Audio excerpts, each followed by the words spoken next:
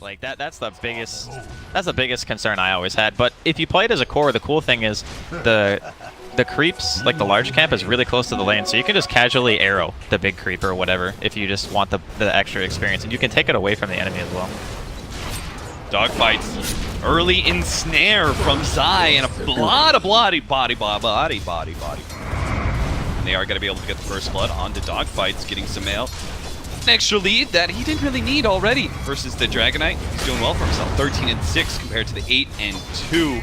And you call the Jurassic Money. He's going to go for the second level of Dragon Blood just because he knows he's going to need every drop of that regen he can possibly get. The homing missile going to land on his eye here. Can they actually finish him up? Universe is not going to share that damage. He knows it's too dangerous against Super Shadow Shaman with Shackles. So leaves his buddy support to die. Some CS in return. It's kind of interesting going back thinking about the Naga support in this situation. Because you think of like these ogres, these Night Stalkers, these really beefy early game come at me bro type of heroes. Yep. Naga's still got 6 armor. Obviously she doesn't hit as hard, but you can reduce your own armor. Her level 1 nuke still hits for 120. And she has a disable that scales by 1 second per level, which not a lot of heroes can say from a support position. At least if you're not like a Shadow Shaman, for example. And even his, it doesn't scale as well, and it's also a channel. So it's putting yourself at risk. Where the Naga Siren, you net a Night Stalker under the tower for 5 seconds, he's dead. So it kind of makes, I think, Dogfights a little bit... Okay, arrow coming. Super didn't see that one coming. He is going to take a lot of damage. Looks like they are going to be able to bring him down. Zai is probably going to have to give up his life for it. Universe is actually going to stay and help tank, and they do manage to get the level 3 onto Zai, which helps him get out the mirror image, which might just allow him to survive until they get the void on the correct one. Slow him down enough. Still, that meant a lot of extra damage that Universe was able to output on both of those heroes. That extra bit of survivability. So well played by him.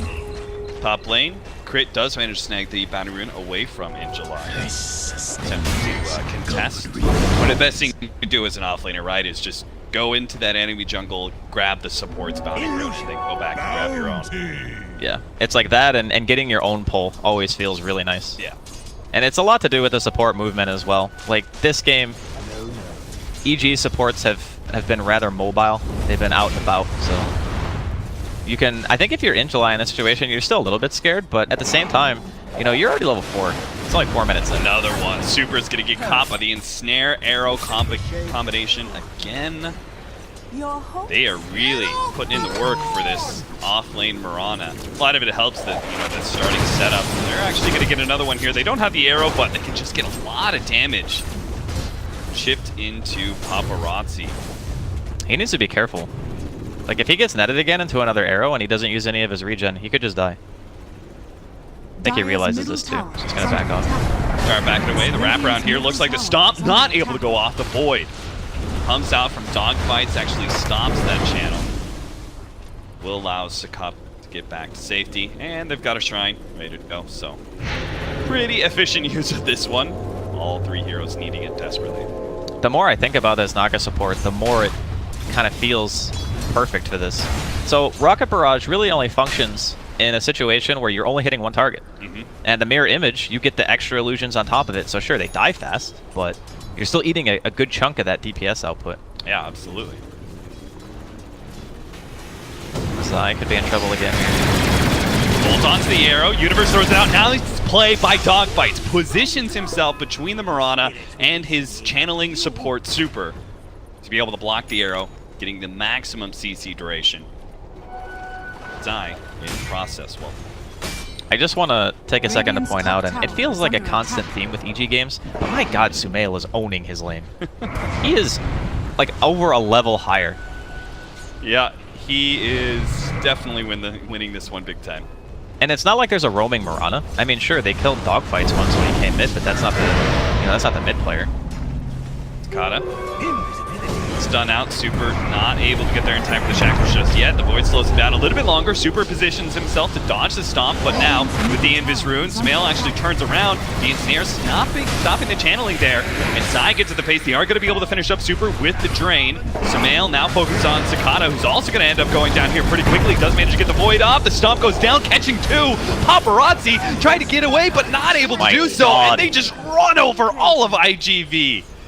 3-7, Evil Geniuses win a huge fight around Sumail in that mid lane. That was a disaster. Like, the DK walked into an arrow in the river because they don't have any high ground vision on that side of the river. Like, their ward is kind of south of the tower. So they fought into potential fog high ground. They dropped the sentry because they really want to kill sumail, but the problem is Pugna is just so fast. Yeah. He just walks away. And once he gets out of sentry range, he realizes he's fine. They get the turnaround. Universe manages to secure himself a couple of kills, and this whole time, you know, Arteezy's top, he's just like, whatever. Just hitting some creeps. Not a big deal. Didn't even need a TP. Yeah, if they're worried about sumail, Necrophos is also one of the, it's kind of like the exact same hero in many ways, right? It's a squishy intelligence hero that you could just blow up with a lot of magic damage most of the time, but you give him the space to be able to get his farm in the laning phase, he just becomes kind of unstoppable in a lot of situations. I'm kind of concerned for IGV right now because we talked to his middle lane. Oh, look at that blast! The extra magic damage from Decrepify. Cicada just gets blown up now. He does manage to get off a decent amount of heal. They're still going to go for it. Oh, the Ravage goes down. My God. Doesn't manage to catch him. EG, they're going to try again, looks like, with the blast now. Moonlight Shadow's going to be good enough. They came in, tried to catch him with the gyrocopter, but no. This is just more and more space. More space for Mirana, Universe, and Arteezy. Both love and life in the side lanes. So they get the tower. They are able to force a TP reaction. Ravage completely misses. They're going to go for Paparazzi here. Not sure if they can actually get the kill, though. But sumail is just playing fearless. He doesn't have anything in this game that he is legitimately scared of. Yeah. And that is a real big problem, because when the Pugna feels like he can just walk up to your tower at any point in time and just throw out the blast, that's the game that he wants to play.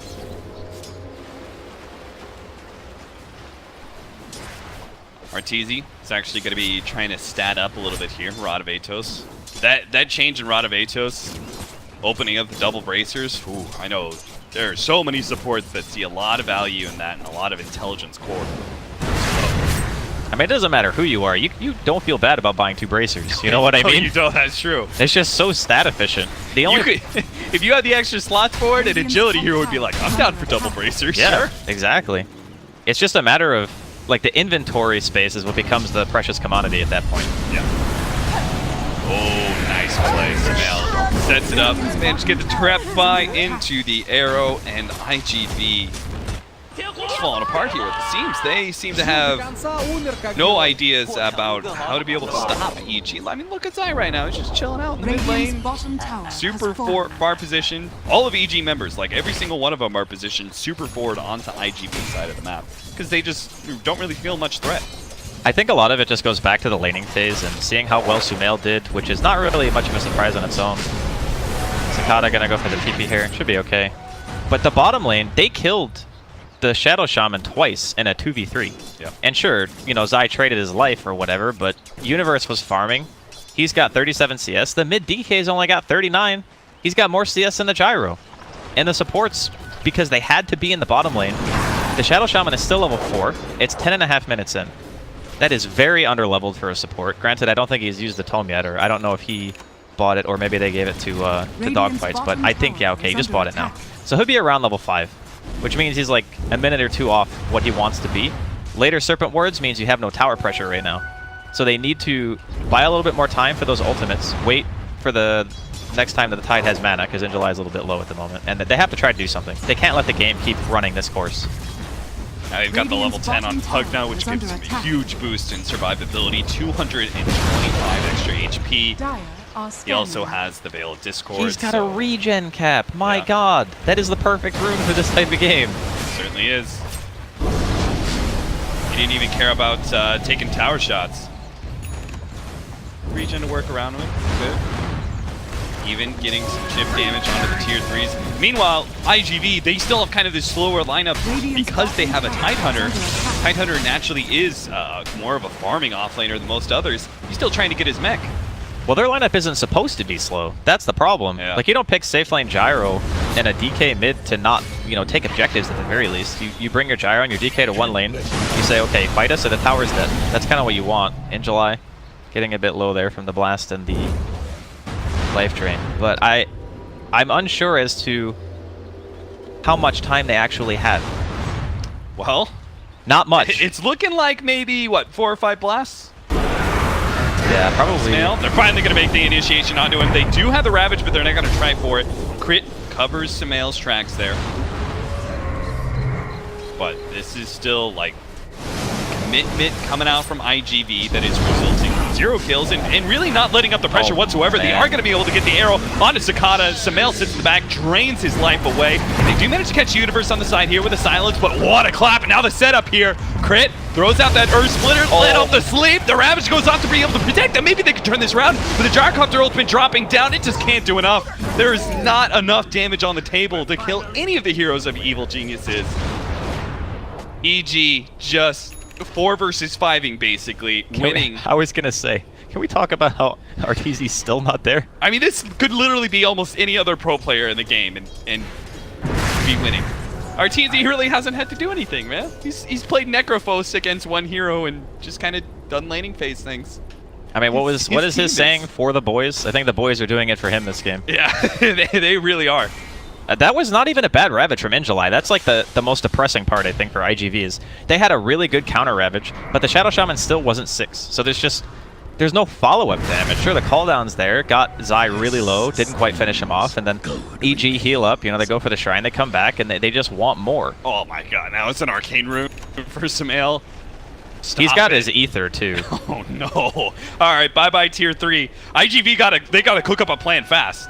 Like, if they want to stop this, they actually have to go and, like, smoke and do something, but they don't have Dragon Eye ultimate, and they don't have Ravage. Yeah, no Ravage is the worst one, because EG realize, hey, we have, you know, at least a minute to be able to walk down to that lane and hit the tower. Could be longer if they actually get this kill on Paparazzi. Fortunately, he does manage to sidestep that arrow, but it may not be enough to save him. As Arteezy finally comes in, the teamfight contribution, throwing down the Rod of Atos, still not enough, but... They do have Mass Serpent Wards now. Tower's gonna drop. Down, and let's just keep going. Oh, they're gonna go for a wraparound. This is a nice idea. The 2 supports. See if they can catch the back line. Run inside, but Sakata's already dead. This is the problem with the wraparound. If you are actually the ones getting initiated on, now you don't have your supporting crew. They're going in, but they don't have any cores. It's just Super sitting there on top of Arteezy, who's gonna turn around and get the Reaper Scythe off. Actually doesn't manage to get the kill though. And as a result, lacking a little bit in the regen factor. Rod of Atos and a clap, damn. IG.V can really do anything about this. They have no ults. There's none. The Mass Serpent Wards are dropped behind. They're going to probably just have to watch these Ceteracs die. But the idea of... This is a pure magical damage lineup. Yeah. They don't have a right click. And normally these heroes are playing around their high base armors. They're playing around their physical damage mitigation. EG just say, fine. You want to pick these tanky early game heroes? You're going to lose before you can even buy a BKB. Arrow comes in. Paparazzi gets blown to bits from afar. EG don't even have to step past the Rags to take that kill. That's a full lane by 15 minutes. This has been impressive, to say the least. Like, the way they handled the early game, the rotations coming in from Zai, he gets the kill on dogfights in middle lane, kills the Night Stalker, helps Sumail get ahead. They go bottom, they kill the Shadow Shaman 2 times, sure, trades, but, you know, getting a kill in a 2v3 and you're trading even, you're happy with that every day of the week. And top lane is a Tidehunter versus an Necrophos. No one wants to play that lane if you're Tidehunter. It just seems like EG managed to get the advantage in every single way. And this is kind of the result, is you don't see 14k net worth leads in a 15-minute game, unless there has been a serious problem. Yeah. Illusion. I mean, even that fight mid, it was just a disaster. They lose one hero, the DK walks into an arrow, then he dies. Like, Universe ends up walking away with, like, what, 3 or 4 kills, I think, during that engagement? Yeah.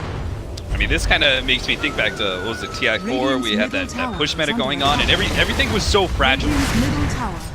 Like, the first couple of team fights you took, you could not afford any mistakes, because if you did mess up, which I think IG.V.